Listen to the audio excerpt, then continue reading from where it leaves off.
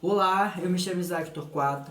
Hoje iremos falar sobre o período da Mesopotâmica, que tem uma datação ali mais ou menos 4000 antes de Cristo. Período esse que damos sequência, né, o que conhecemos como pré-história, depois estudando a Mesopotâmica, uma das primeiras civilizações. Não a primeira civilização, até porque surgiram outras civilizações, mas hoje iremos entrar aqui o contexto um pouco sobre a Mesopotâmica. Eu me chamo Isaac Torquato, tenho formação em História pela Universidade Federal do Rio de Janeiro e eu irei falar um pouco para vocês sobre o que foi esse período e esse contexto. Qual a sua contextualidade para a questão da história, né? A sua função para a história. Iremos fazer um aparato geral sobre o que foi a Mesopotâmica. A Mesopotâmica, quando nós falamos sobre ela, a gente precisa entender que ela não é um período de certa forma linear, que ela tem um início, um meio, um fim com um único povo. A Mesopotâmica ela vai adentrar vários povos, vários processos, ela vai adentrar também vários contextos que vão modificar. Então, quando nós falamos sobre Mesopotâmica, né, a gente está falando de um período e de um local que teve uma historicidade gigantesca que vai ruminar lá na frente com o Império da Macedônica. Um outro ponto importante é que quando nós falamos de história, é sempre importante destacar o que, né? Qual é o seu tempo histórico, como eu trouxe para vocês aqui, que é 4000 a.C., e a sua localização. Para a gente entender a localização da Mesopotâmica, nós iremos agora na etimologia da palavra. O que significa etimologia? A gente destrinchar o que cada palavra significa. E meso significa entre, Potâmia significa rio. Então Mesopotâmica significa entre rios. Pensar em Mesopotâmica é pensar nessa frase, é entre rios. E quais rios são esses, né? É os rios Tigres e os rios Eufrates, ali onde é que nós conhecemos hoje o atual, né, Irã e Iraque. É aquela região ali chamada de Ásia Menor, chamado também de crescente fértil. Por que crescente fértil, professor? Porque a vegetação ela vai crescendo para cima. É aquele contexto geográfico que nós estamos falando, naquela sociedade oriental ali.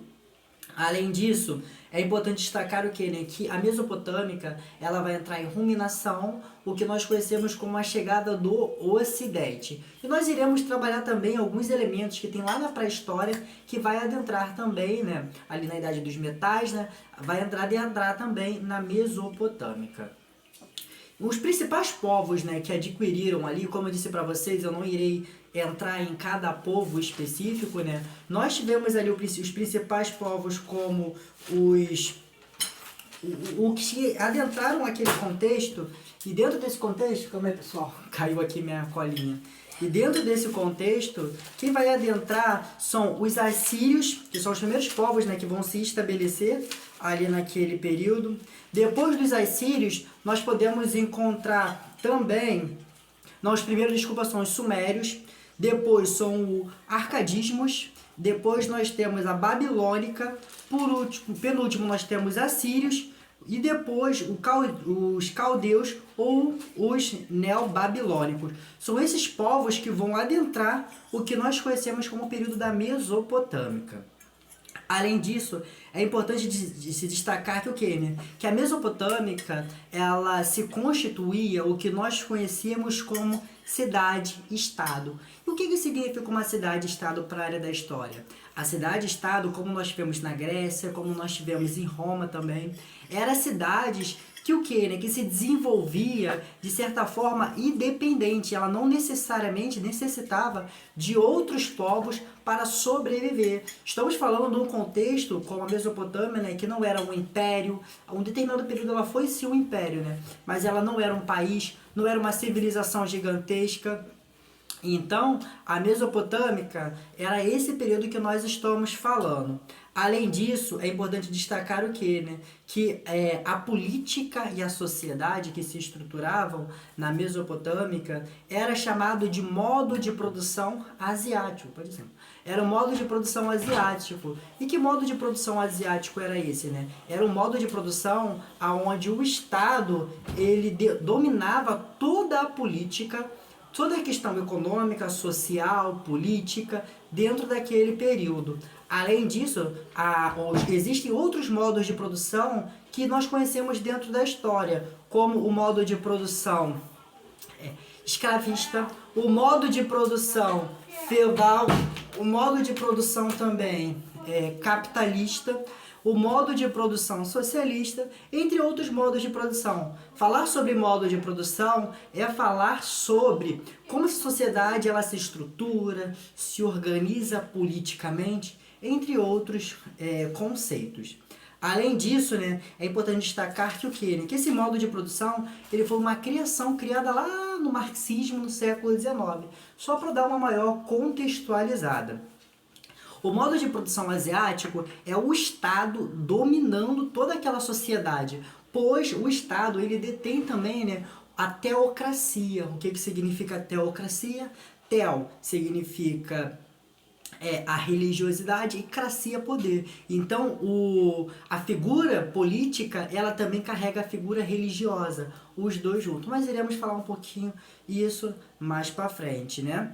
Além disso, agora nós iremos entrar na economia. Como é que a economia da Mesopotâmica ela funcionava? A economia ela era conhecida através da agricultura. Lembra que lá no período da história antiga, da pré-história, nós tínhamos a sociedade ela se desenvolvendo através da agricultura, dos excedentes agrícolas. Então nós temos a agricultura que era feita através do cultivo de cevada e trigo que utilizavam para o quê, né? Para estabelecer o comércio naquela sociedade. Além disso, eles tinham a domesticação dos animais, domesticavam esses animais para certo de uso de alimento, usavam esses animais também para cultivo, né, de locomoção, entre outros. Vale destacar que é nesse período que a roda é inventado, descoberta de um calendário e outras tecnologias para aquele período, que é muito importante para a gente falar sobre o início da Mesopotâmia enquanto civilização. É nesse momento que eles também, né, se utilizam de trocas. Por quê? Porque como eles têm o excedente, eles plantam, eles colhem, então eles acabam né, utilizando o que sobra para trocar. Isso é muito importante para a sociedade na Mesopotâmica. E além disso, né, o que nós podemos sempre destacar quando nós falamos sobre economia é os chamados diques. O que eram os diques? Os diques eram grandes obras públicas que eles eram utilizados como canais de água. Por quê? Porque aquela sociedade era uma sociedade entre rios, então eles precisavam usar um sistema para irrigar aquelas plantações, usar um sistema para fazer muralhas de defesa, até porque é um período onde um ataca o outro, já que é uma cidade independente.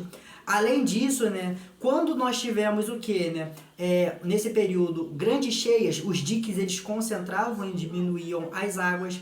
Isso é muito importante. E outro ponto, como a gente está falando do modo de produção asiático, um período esse que o Estado ele domina tudo, então quem faz essas obras públicas, esses diques, é o próprio Estado, que era então chamado dos artesãos. Os artesãos ele até desdenhavam de um certo status social, mas não deixavam de ser funcionário do Estado. Certo, pessoal? Além disso, agora iremos falar um pouco sobre a questão da cultura. Como é que a cultura e o poder funcionava dentro da Mesopotâmica? A cultura ela é utilizada através da escrita cuneiforme. E o que era a escrita uniforme, né? Eram imagens que desdenhavam de algumas ideias. Como, por exemplo, nós tínhamos as imagens em 2D, onde é que o tronco ele era para frente e a cabeça era de lado. Nós podemos observar isso como uma certa influência no próprio Egito Antigo, até porque lembrando que não eram sociedades estáticas,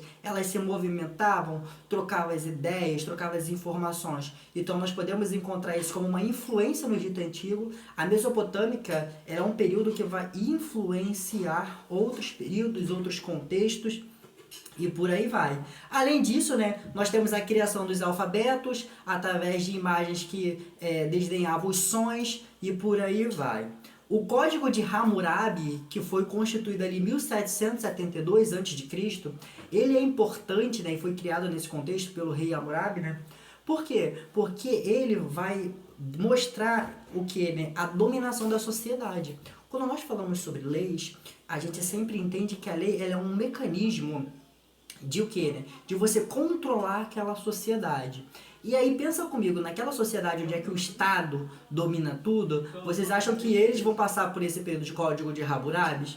Eles não vão passar. Sendo assim, foram criadas 218 leis, que o que, né? Que a gente usa até um verbo popular, né? Onde nós trazemos a ideia de que é olho por olho e dente por dente. Um exemplo de uma dessas leis do Código de Hammurabi era que se um arquiteto, né, construísse uma casa e dentro dessa casa ela derrubasse e matasse o dono, o arquiteto ele tinha que pagar com a sua própria vida. Caso o arquiteto, né, caso essa casa caia e mata o filho do dono dessa casa, o arquiteto ele teria que perder o seu filho também. Mas caso matasse o escravo, ele teria que pagar um tributo perante a esse dono dessa casa. Era uma sociedade que ela se hierarquizava através do patriarcalismo. E o que é patriarcalismo? É o homem no centro de tudo. Isso é importante também para destacar para a sociedade da Mesopotâmica. Certo, pessoal? Um outro ponto também era a servidão coletiva. O que era a servidão coletiva? Já que essa sociedade, o Estado, por ser o modo de produção asiático da centralização política, isso também nós vamos ter no Egito, o Estado, ele denominava também, né, quem eram os trabalhadores daquele Estado.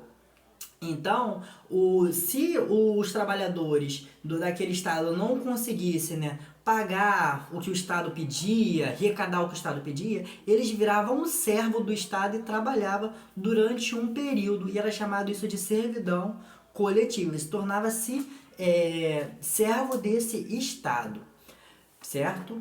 Além disso, nós temos a arte na Mesopotâmica. Como é que era constituído essas artes nas Mesopotâmicas?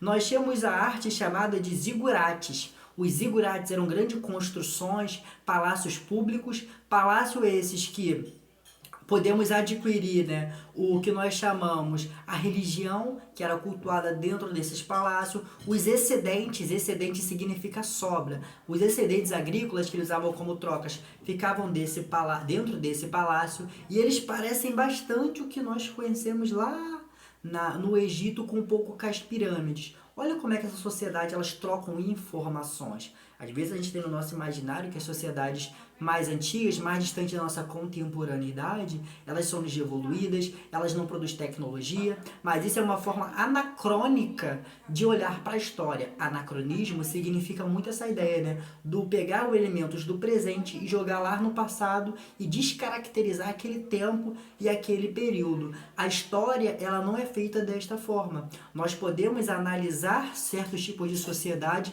mas nunca comparar, até porque são sociedades diferentes, em contexto diferente. Se hoje em dia nós temos as nossas tecnologias, é porque nós venhamos de forma histórica e lá atrás se construíram tecnologias para que hoje nós podemos ter a nossa própria tecnologia. É uma escadinha, é uma evolução. Claro que a história ela não está evoluindo de forma linear, aquela ideia positivista do século XIX, né? Dizer que a gente está sempre evoluindo enquanto sociedade.